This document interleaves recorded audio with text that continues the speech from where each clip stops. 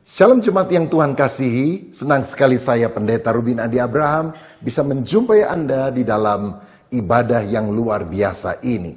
Hari ini saya akan menyampaikan firman dengan judul Yesus naik, Roh Kudus turun.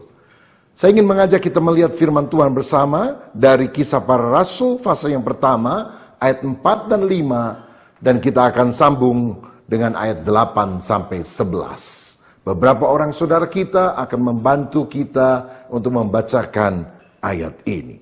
Pada suatu hari, ketika ia makan bersama-sama dengan mereka, ia melarang mereka meninggalkan Yerusalem dan menyuruh mereka untuk tinggal di situ menantikan janji Bapa. Yang demikian katanya, telah kamu dengar daripadaku. Sebab Yohanes membaptis dengan air, tetapi tidak lama lagi kamu akan dibaptis dengan Roh Kudus. Tetapi kamu akan menerima kuasa kalau Roh Kudus turun ke atas kamu, dan kamu akan menjadi saksiku di Yerusalem, dan di seluruh Yudea dan Samaria, dan sampai ke ujung bumi. Sesudah ia mengatakan demikian, terangkatlah ia, disaksikan oleh mereka, dan awan nutupnya dari pandangan mereka. Ketika mereka sedang menatap ke langit, waktu ia naik itu, tiba-tiba datanglah dua orang yang berpakaian putih dekat mereka, dan berkata kepada mereka, "Hai orang-orang Galilea, mengapakah kamu berdiri melihat ke langit? Yesus ini yang terangkat ke sorga meninggalkan kamu, akan datang kembali dengan cara yang sama seperti dia naik ke sorga." Saudara sekalian, kita mengucap syukur hari ini kita bisa merayakan hari kenaikan Yesus ke sorga. Peristiwa kenaikan terjadi 40 hari setelah hari Paskah, di mana Yesus bangkit dari antara orang mati. Dia tidak langsung naik ke sorga, tetapi selama 40 hari dia menampakkan diri berkali-kali kepada para muridnya untuk meyakinkan mereka bahwa dia benar-benar hidup, dia benar-benar Allah yang berkuasa, dan meneguhkan iman mereka yang sedang lemah.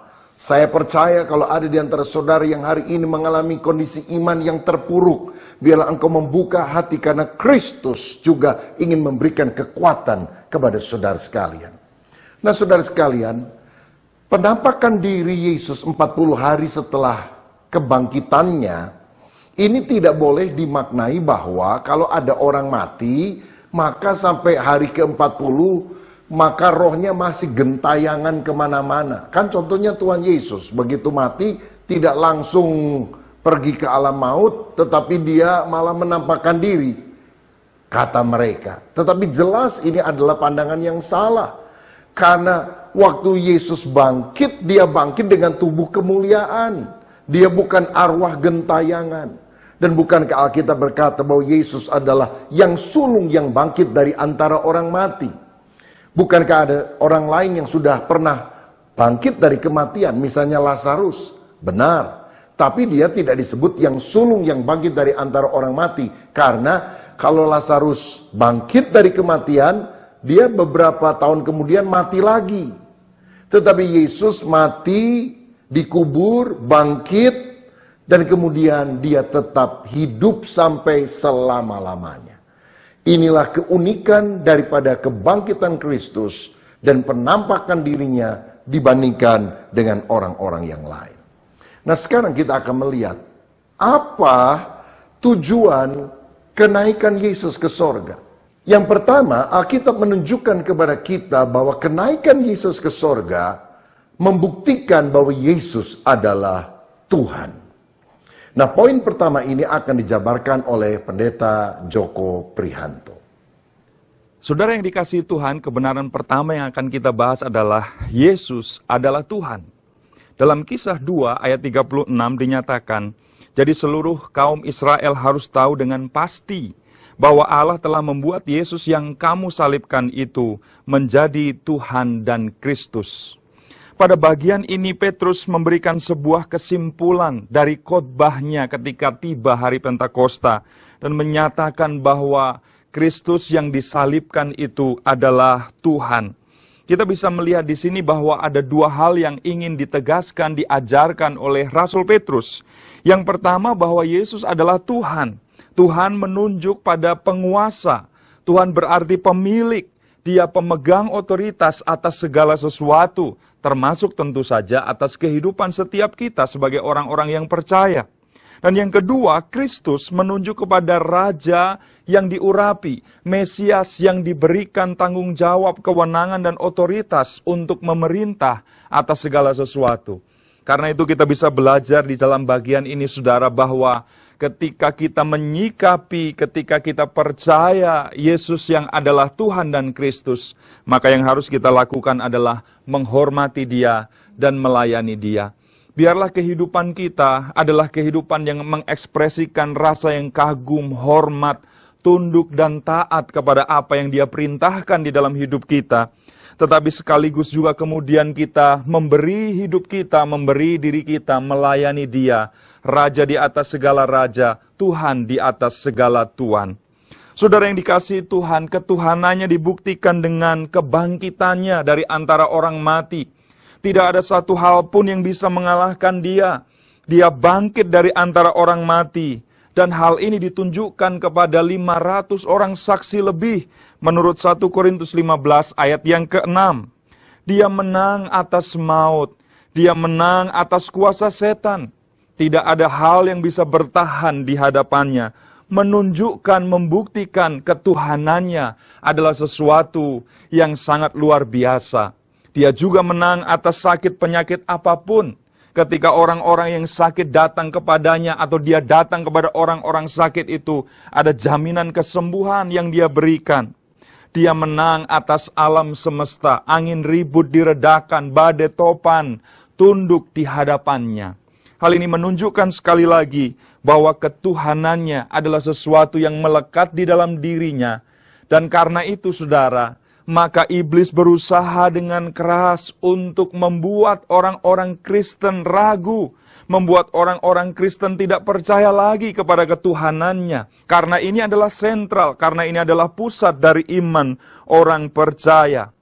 Yesus sendiri di dalam Yohanes 13 ayat 13 mengakui bahwa dirinya adalah guru, bahwa dirinya adalah Tuhan. Dia berkata, "Kamu menyebut aku guru dan Tuhan, dan katamu itu tepat. Sebab memang akulah guru dan Tuhan." Ada banyak orang mencoba membuktikan bahwa Yesus bukan Tuhan. Ada yang berkata bahwa Yesus diberi gelar ketuhanan oleh Paulus.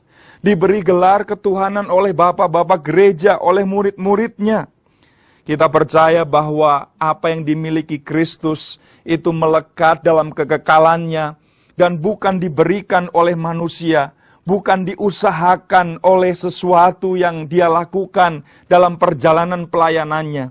Tetapi sungguh-sungguh berasal dari Bapanya sendiri dan tidak pernah bisa digugat oleh apapun.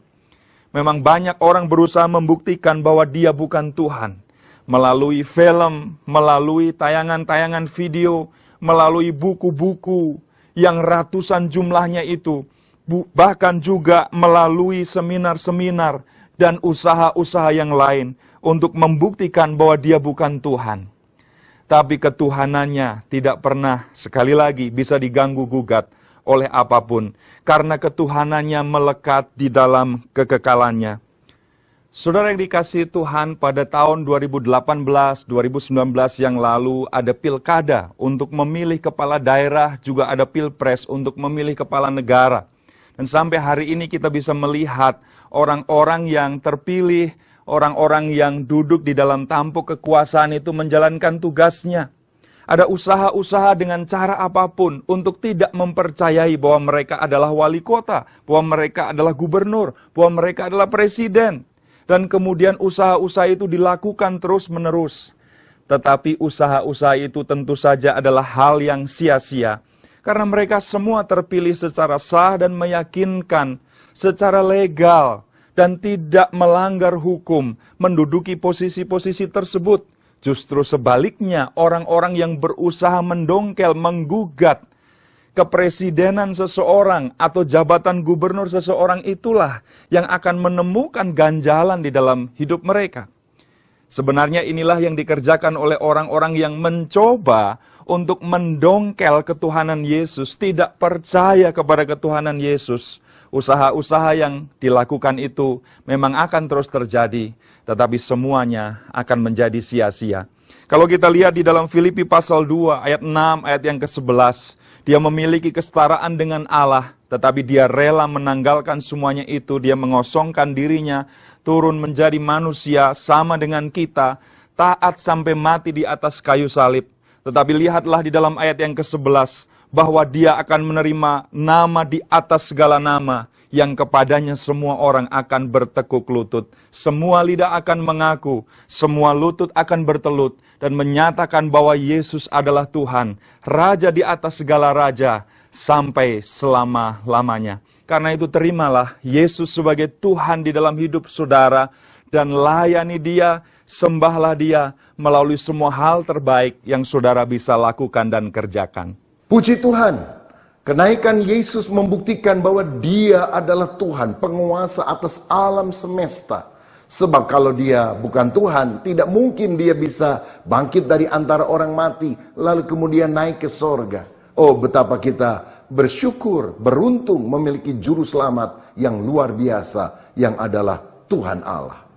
Yang kedua, saya melihat bahwa kenaikan Yesus ke sorga membuktikan bahwa Yesus ke sorga untuk menyediakan tempat. Tempat untuk siapa? Tentu untuk saya dan saudara, orang yang percaya kepadanya. Saudara-saudara, kita yakin bahwa Yesus naik ke sorga. Berarti sorga itu benar-benar ada.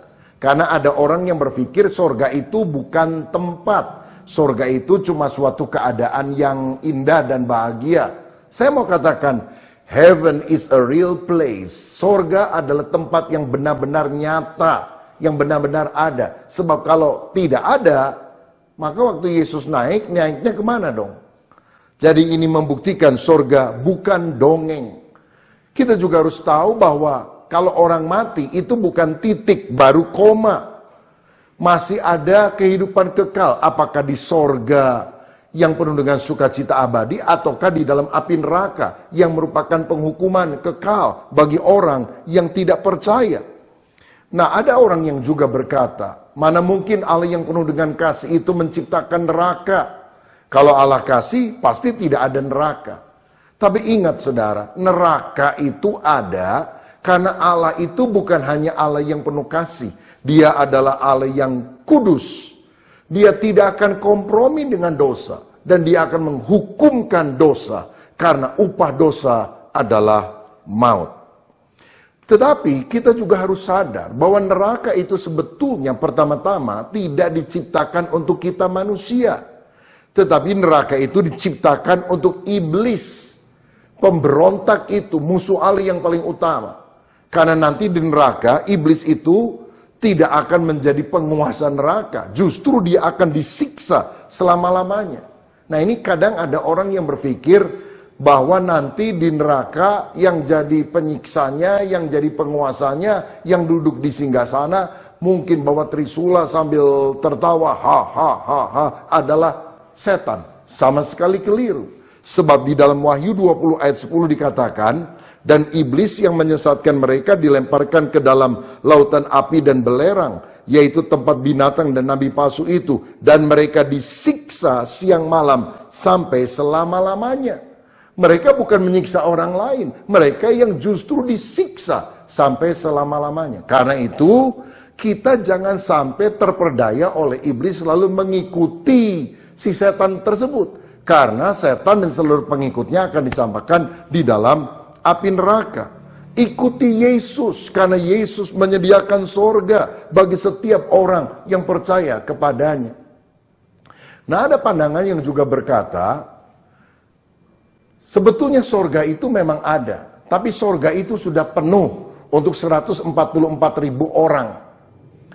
Nah, saya tidak pernah ikut ajaran tersebut. Karena kalau saya percaya kepada kelompok ini berarti sorganya sudah penuh dan saya tidak akan kebagian sorga dong. Karena pengikut dari ajaran itu sekarang sudah lebih dari 144.000 orang. Tetapi bukankah Yesus sendiri pernah berkata dalam Yohanes 14 ayat 2 dan 3, di rumah Bapakku banyak tempat tinggal. Jika tidak demikian tentu aku mengatakannya kepadamu. Sebab aku pergi ke situ untuk menyediakan tempat bagimu. Dan apabila aku telah pergi ke situ dan telah menyediakan tempat bagimu, aku akan datang kembali dan membawa kamu ke tempatku. Supaya di tempat di mana aku berada, kamu pun berada. Ada orang berkata surga sudah penuh, tapi saya pegang perkataan Yesus, di rumah Bapakku ada banyak tempat. Kalau kau percaya kepada Yesus, selalu tersedia tempat untuk saya dan saudara di dalam kerajaannya. Haleluya. Nah, sekarang bagaimana caranya supaya kita bisa masuk ke dalam kerajaan sorga? Yohanes 14 ayat yang ke-6, Yesus sendiri berkata demikian, Akulah jalan dan kebenaran dan hidup, tidak ada seorang pun yang datang kepada Bapa kalau tidak melalui aku. Yesus adalah jalan yang benar menuju hidup. Tahukah saudara, hidup kita ini kotor, hitam karena pengaruh dosa. Tetapi kemudian Kristus datang menyucikan kita, putih bersih seperti salju. Tetapi Yesus sendiri tidak berdosa, tidak dipengaruhi oleh dosa. Sebaliknya, kalau Yesus masuk dalam kehidupan kita, kehidupan yang kotor dengan dosa akan disucikan menjadi putih bersih seperti Dia adanya. Karena itu kalau ada di antara saudara yang selama ini tidak yakin engkau masuk surga atau masuk neraka, maukah pada hari ini engkau membuka hati dan menerima Yesus sebagai Tuhan dan Juru Selamat, dosamu akan diampuni, engkau akan memiliki hidup kekal selama-lamanya di dalam kerajaan sorga. Saudara, Alkitab juga menunjukkan bahwa sorga itu adalah tempat yang sangat indah. Kitab Wahyu melukiskan bahwa ibu kota sorga adalah Yerusalem baru. Lantainya dari emas, pintu gerbangnya dari mutiara, tembok-temboknya terdiri dari batu permata yang bermacam-macam jenis dan indah serta mahal luar biasa. Dan itu semuanya disiapkan untuk kita. Yesus pergi ke sorga untuk menyediakan tempat itu bagi orang percaya. Bayangkan, dunia yang begitu indah hanya diciptakan Tuhan dalam 6 hari. Ada Danau Toba yang bagus, ada pantai Waikiki di Hawaii yang indah, ada pegunungan Rocky Mountain di Kanada yang menakjubkan. Itu semua hanya diciptakan oleh Tuhan dalam 6 hari.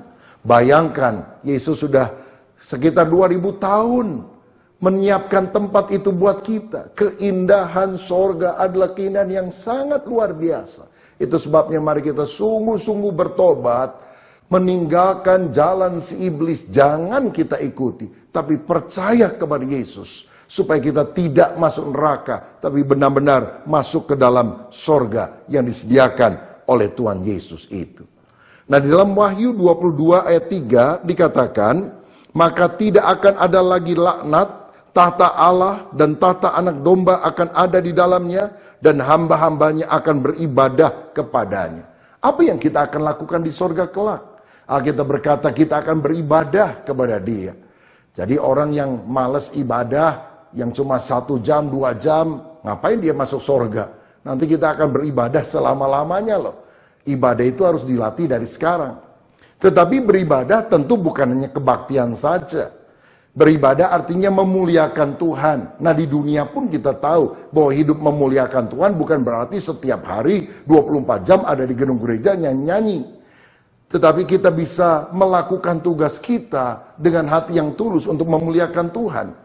Seorang pebisnis bisa memuliakan Tuhan ketika dia berdagang dengan jujur. Seorang ibu rumah tangga bisa memuliakan Tuhan ketika dia memasak nasi, memasak sayur untuk keluarganya dengan penuh cinta kasih. Nah, berarti Tuhan juga ingin di dalam kekekalan kita akan memuliakan Dia sampai selama-lamanya. Nah, di dalam Wahyu pasal 21 ayat 24 firman Allah berkata demikian, dan bangsa-bangsa akan berjalan di dalam cahayanya dan raja-raja di bumi membawa kekayaan mereka kepadanya. Nanti di sorga, atau lebih tepat kalau kita sebut juga sebagai langit dan bumi yang baru, maka akan ada kerajaan-kerajaan di mana kita juga akan memerintah bersama dengan Kristus. Berarti ada banyak pekerjaan, ada banyak hal yang kita bisa lakukan. Sesuatu yang berjalan seperti sekarang kecuali tanpa dosa, dan tentu jauh lebih indah, lebih luar biasa. Karena itu saudara percayalah kepada Yesus, karena Yesus naik ke sorga untuk menyediakan tempat itu bagi setiap orang percaya. Nah, sekarang kebenaran yang ketiga, Yesus naik ke sorga untuk membuktikan bahwa Yesus pasti akan datang kembali. Kebenaran ini akan disampaikan oleh PDP Jessica. Mari kita akan Dengarkan bersama-sama. Saudara, ayat yang sudah kita baca di dalam Kisah Para Rasul pasal yang pertama ayat yang ke-11 berkata, Yesus ini yang terangkat ke sorga meninggalkan kamu akan datang kembali dengan cara yang sama seperti kamu melihat dia naik ke sorga. Kita tahu peristiwa kenaikan Tuhan Yesus disaksikan oleh kira-kira 500 orang. Tetapi nanti ketika suatu kali Tuhan Yesus datang kembali ke dunia untuk kedua kalinya, akan ada begitu banyak orang yang melihat dia. Bahkan semua mata akan melihat, semua lutut akan bertelut dan mengaku bahwa Yesus adalah Tuhan. Ini sesuai dengan janji yang dia ucapkan di dalam Injil Yohanes, pasalnya yang ke-14 ayat yang ke-18. Dikatakan, aku tidak akan meninggalkan kamu sebagai yatim piatu, aku datang kembali kepadamu. Janji inilah yang harus kita pegang sebagai anak-anak Tuhan. Sebagaimana ada seorang anak yang sedang menunggu ayahnya di sebuah halte bus di dekat bandara. Karena dia seorang diri, orang-orang yang lewat ke sana mulai merasa iba dan mereka tidak tahu apa yang sedang anak ini lakukan. Karena itu seorang bapak bertanya sama dia dan dia tanya, "Nak, kamu lagi tunggu bus atau lagi apa di sini?" Kemudian si anaknya bilang, "Oh, saya lagi tunggu ayah saya, nanti dia akan jemput saya karena dia sudah janji dia akan jemput saya." Akhirnya si bapak ini bilang, "Oh, oke, kalau begitu tunggu bapakmu di sini ya." Tapi tidak lama kemudian seorang kakek melewati halte bus itu dan dia mulai melihat anak ini dan merasa iba. "Nak, kamu kok di sini sendirian? Ada apa? Kamu lagi tunggu bus atau kamu lagi apa di sini?" Kemudian si anaknya bilang, "Oh, saya lagi tunggu ayah saya nggak nunggu bus." Kemudian si kakeknya bilang, "Oh, mungkin ayah kamu lupa kali untuk jemput kamu. Mau nggak saya bayarin aja taksi, kamu pulang. Nanti tenang, saya kasih uang kamu sehingga kamu bisa bayar taksi itu dan kamu bisa kembali ke rumah kamu." Kemudian si anaknya bilang, enggak mungkin ayah saya lupa. Orang dia sudah berjanji sama saya kok, dia bilang suruh saya tunggu di sini. Jadi saya akan tunggu dia. "Terima kasih ya kakek." "Oh baiklah," kata si kakek itu. Tidak lama kemudian ada seorang ibu yang kemudian melihat dia dan merasa iba. "Nak, kamu lagi apa di sini? Kamu lagi tunggu seseorang apa nunggu bus?" Kemudian si anak ini bilang, "Saya lagi tunggu ayah saya, tapi memang belum datang nih. Gak apa-apa lah saya tunggu, karena ayah saya sudah janji dia akan datang." Dan si ibu ini bilang, "Atau kalau begitu mau gak? Saya aja yang antar kamu lah, saya bukan orang jahat kok, saya akan antar kamu ke rumah. Jangan-jangan papa kamu lagi sibuk, gak akan jemput kamu." Tapi si anak ini bilang, "Gak mungkin, sesibuk apapun papa saya udah janji dia akan datang." Dan tidak lama kemudian benar, ayahnya datang.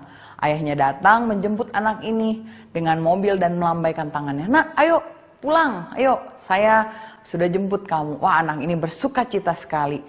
Dia memegang janji ayahnya. Dia tahu bahwa ayahnya pasti akan datang. Kita juga harus seperti anak ini. Kita harus dengan yakin, percaya, memegang janji Tuhan. Bahwa suatu kali Tuhan pasti akan datang menjemput kita.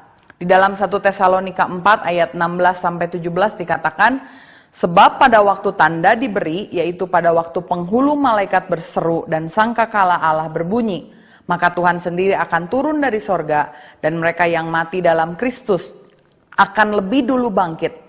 Sesudah itu kita yang hidup, yang masih tinggal akan diangkat bersama-sama dengan mereka."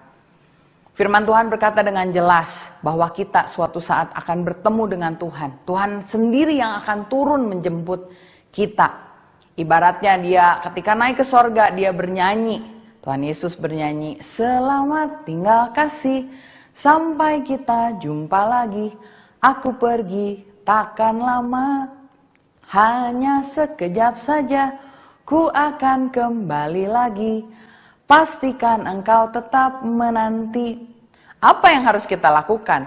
Kita harus berjaga-jaga. Karena biar ketika Tuhan datang, kita dengan mantap dan yakin saat nama kita disebut, kita bilang, "Ku jawab ya, ya, ya. Ku jawab ya, ya, ya. Ku jawab ya Tuhan. Ku jawab ya Tuhan. Ku jawab ya, ya, ya." Kapanpun nama kita dipanggil, kita harus siap-siap. Karena Matius 24 ayat 42 berkata, "Karena itu berjaga-jagalah sebab kamu tidak tahu pada hari mana Tuhanmu datang." Jangan sampai kita begitu mencintai dunia sehingga ketika nama kita dipanggil kita malah bernyanyi, ku ingin tetap di sini. Jangan sampai kenikmatan dunia, keindahan dunia mengikat kita. Ingat bahwa kita akan dijemput Tuhan. Kita akan pergi bersama-sama dengan Tuhan di awan-awan permai. Bahkan Tuhan akan memerintah bersama-sama dengan kita 1000 tahun di dunia ini, bahkan sampai kepada kekekalan. Ketika Tuhan naik ke sorga, dia berjanji dia akan datang kembali. Bukan sebagai bayi yang lemah, tetapi sebagai raja di atas segala raja. Raja yang berkuasa. Karena itu pastikanlah kita bersiap sedia menanti kedatangan Tuhan Yesus yang kedua kalinya. Saudara sekalian, Yesus naik ke sorga itu membuktikan bahwa dia adalah Tuhan. Ini juga membuktikan bahwa Yesus menyediakan tempat untuk kita orang percaya di sorga. Dan yang ketiga, Yesus pasti akan datang kembali sebagai Raja di atas segala raja. Sekarang apa respon yang kita harus miliki? Karena kita tahu Yesus sudah naik ke sorga. Kita harus minta kepenuhan Roh Kudus. Kalau saudara baca di dalam Kisah Rasul 1 ayat 6-8 sebelum Yesus naik ke sorga, para murid berkata, Tuhan, kapan engkau akan memulihkan kerajaan bagi Israel? Waktu itu Israel dijajah oleh pemerintah Roma. Dan mereka sangat merindukan Yesus menjadi pemerintahan duniawi yang akan membebaskan mereka dari penjajahan musuh. Dan bukankah pengharapan itu juga seringkali menjadi pengharapan kita pada masa kini? Tuhan, kapan engkau akan membebaskan kami dari wabah corona ini? Tuhan, kapan engkau membebaskan kami dari masalah ekonomi yang sedang melilit dalam kehidupan kami? Kapan engkau memberikan jalan keluar sehingga hidup kami lebih nyaman? Saudara-saudara, tetapi Tuhan berkata, kamu harus penuh Roh Kudus, itu yang paling utama. Bukan kapan virusnya selesai, bukan kapan hidupmu dipulihkan, tetapi kamu akan menerima kuasa kalau Roh Kudus turun ke atas kamu, dan kamu akan menjadi saksiku. Ini yang Tuhan mau dalam kehidupan kita. Sebab hidup kita di dunia sebetulnya tidak boleh berpusat kepada sang aku.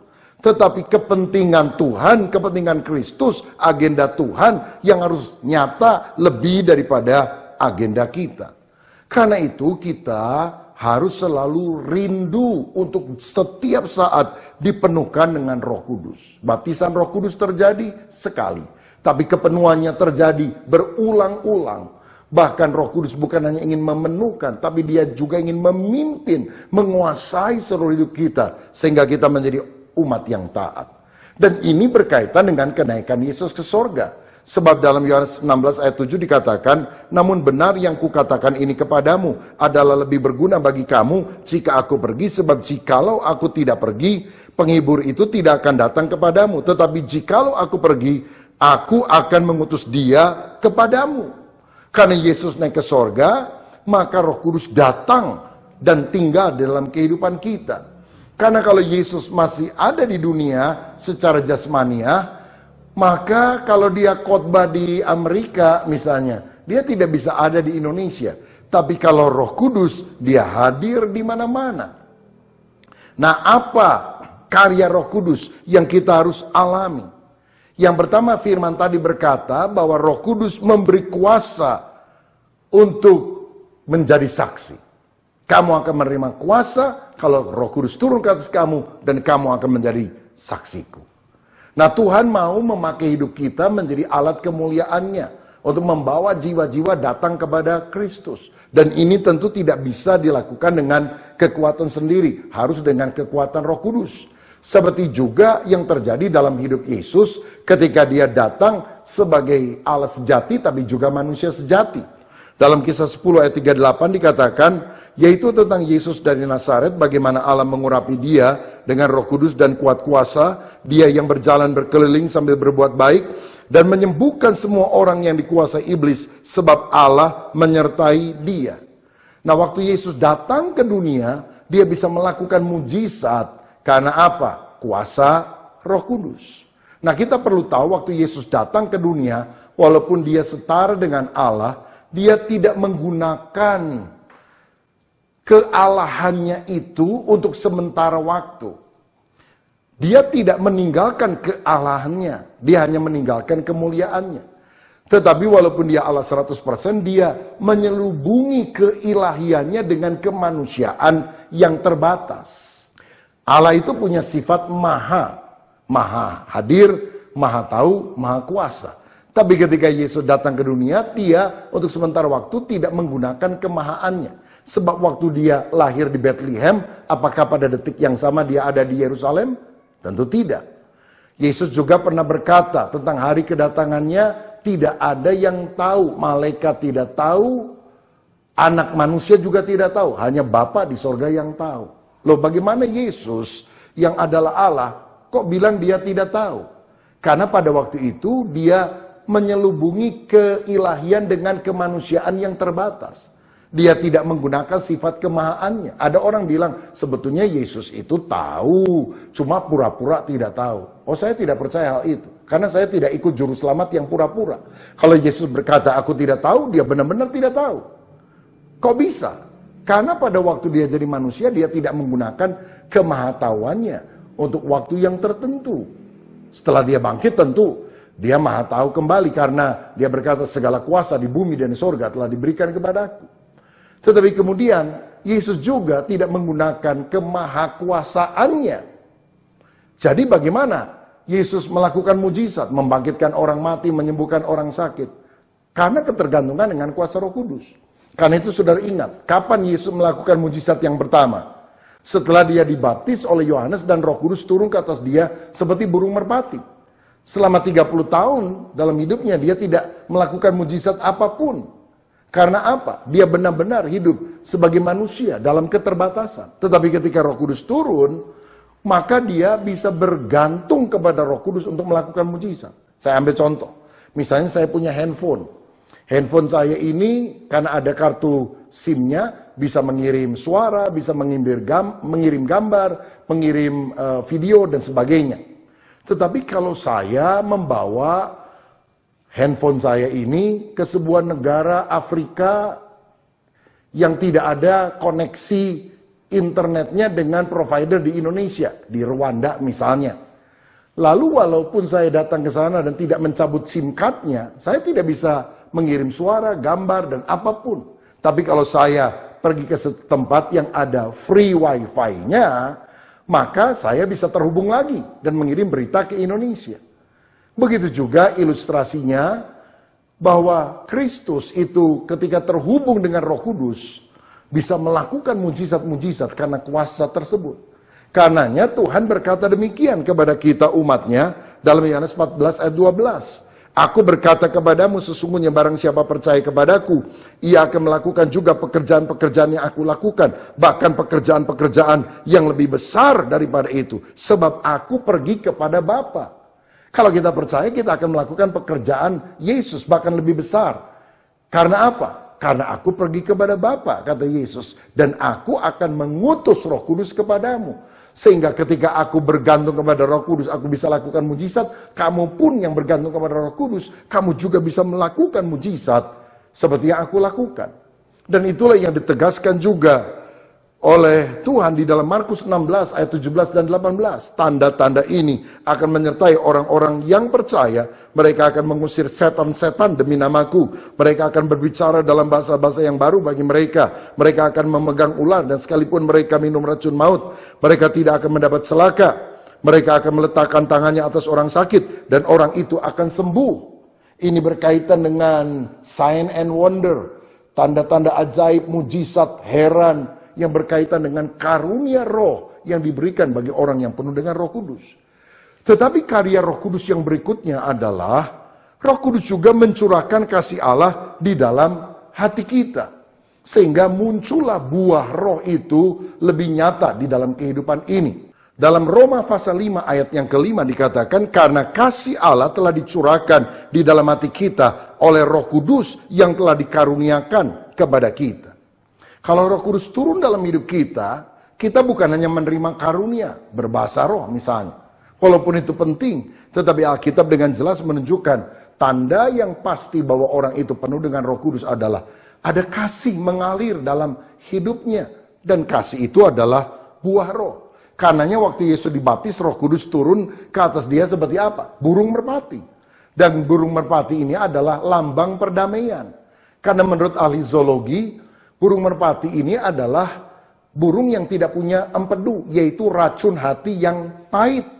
Nah, ini merupakan simbol atau ilustrasi bahwa Yesus memiliki hati yang dikuasai oleh Roh Kudus sehingga tidak ada kepahitan. Bahkan ketika dia dihina, disalib, disiksa, dia hanya berkata, "Bapa, ampunilah mereka karena mereka tidak tahu apa yang mereka perbuat." Jadi kalau kita bilang saya penuh Roh Kudus, tapi kita benci, dendam, marah, ingin membalas, bukan Roh Kudus mungkin, barangkali roh jahat yang menguasai kehidupan saudara. Sebab orang yang dikuasai Roh Kudus, pasti kasih Allah akan mengalir. 1 Yohanes 4 ayat 7 dan 8 berkata, "Saudara-saudaraku yang kekasih, marilah kita saling mengasihi. Sebab kasih itu berasal dari Allah, dan setiap orang yang mengasihi lahir dari Allah dan mengenal Allah. Barang siapa tidak mengasihi, ia tidak mengenal Allah, sebab Allah adalah kasih." Dan saya mau katakan, kalau kita hidup di dalam kasih, kita bukan hanya memberikan kesaksian dengan perkataan, tapi kita juga menjadi saksi dengan kehidupan kita. Saudara, karena itu, bukalah hatimu. Izinkan Roh Kudus menjamah hidup saudara. Karena Yesus naik, supaya dia bisa mencurahkan Roh Kudus dalam hidup kita. Maukah kita hari ini berkata, "Ya Roh Kudus, urapilah saya. Kuasai hidupku dengan api Roh Kudus-Mu, sehingga hidup saya berkenan kepada Tuhan. Segala sampah dosa dihanguskan, dan biarlah aku sungguh-sungguh menjadi saksi Kristus, memenangkan jiwa-jiwa." Apalagi menjelang peringatan Pentakosta beberapa hari di depan, kita perlu rindukan api Pentakosta dari Roh Kudus mengalir dalam kehidupan kita, sehingga kita juga bisa menjadi saksi Kristus untuk memenangkan banyak jiwa untuk kemuliaan nama Tuhan. Kiranya Tuhan memberkati kita.